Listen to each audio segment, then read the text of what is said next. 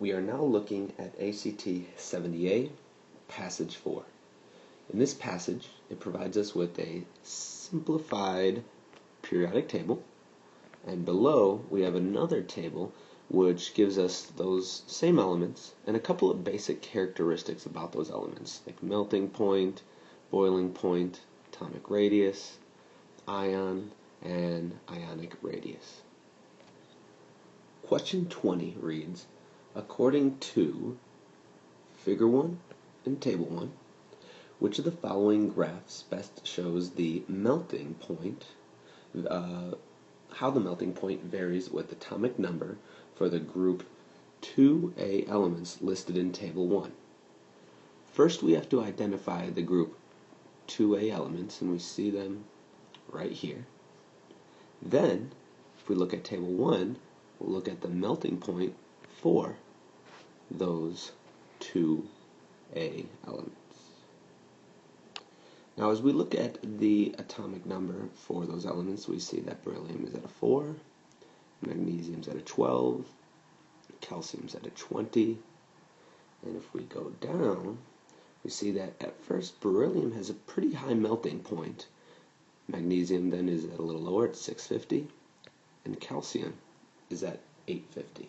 So we see that we start high, we dip down, and then we come back up a little bit. Now when you look at the four graphs provided for you, we see that letter F is the only graph that shows that trend, starting high, dipping down, and coming back up. Number 21, it reads, barium, like strontium, is a group 2A element. The atomic number for barium is 56. Based on Figure 1 and Table 1, which of the following is the most plausible set of values for the atomic radius of SR and BA? Again, remember, with these science passages, they're always giving you clues as to where to look. Right now we're going to be looking at Figure 1 and Table 1. Now again, we're looking at group 2A. Now when we look at it and compare it to Table 1, we see that we have our beryllium, magnesium, and calcium all labeled here. However, strontium as well as our barium are not. So we're going to have to extrapolate some data. We're going to have to estimate where we are going. So if we take a look, we see that as our atomic number raises, so does the atomic radius. Furthermore, we see that calcium has an atomic radius of 197. So when we look at our options, we know that we're going to have to go above that 197 to keep this trend going. So we could eliminate A and B.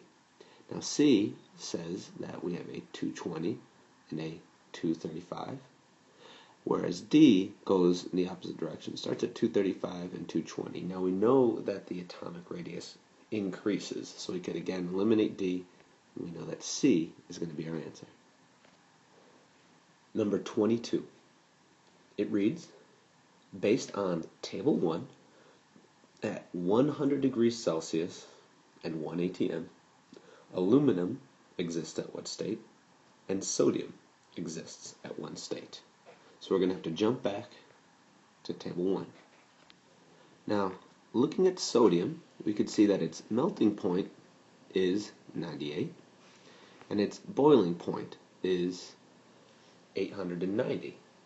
Now, the question stated that we're looking at a temperature of 1,000 degrees. So that tells us that at 1,000 degrees, sodium would both melt and boil, so we could say that it would become a gas. With aluminum, we could see that it would melt at 660, but it's not quite hot enough to boil.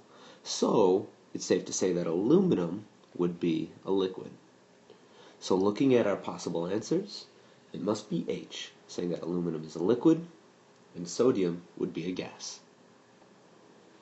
Number 23 reads, according to Figure 1 and Table 1, for the period 3 elements in groups 1A through 4A, and the ions listed for these elements, as atomic number increases, ionic radius does what. So we're looking for a trend, and it gives us a lot of information about the specific elements we're looking for.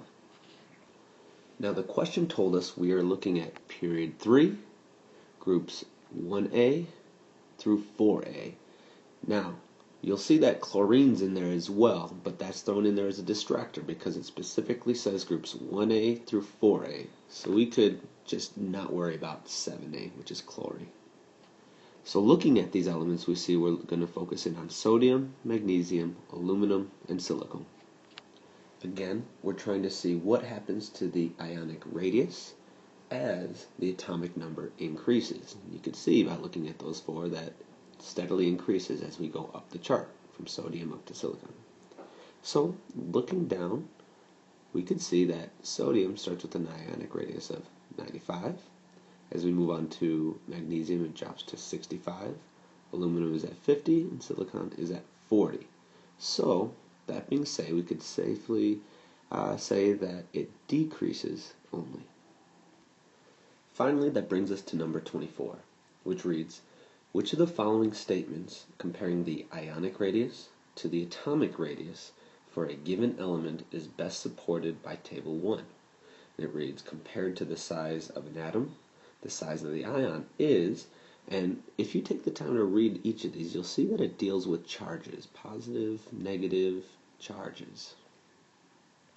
Now, when we go back to table 1, you'll see that these elements down at the bottom all have our negative charges, whereas at the top they're the positive charges. And when comparing the ionic radius to those charges, we'll see that the negative charges have typically a larger ionic radius to those with the positive charge.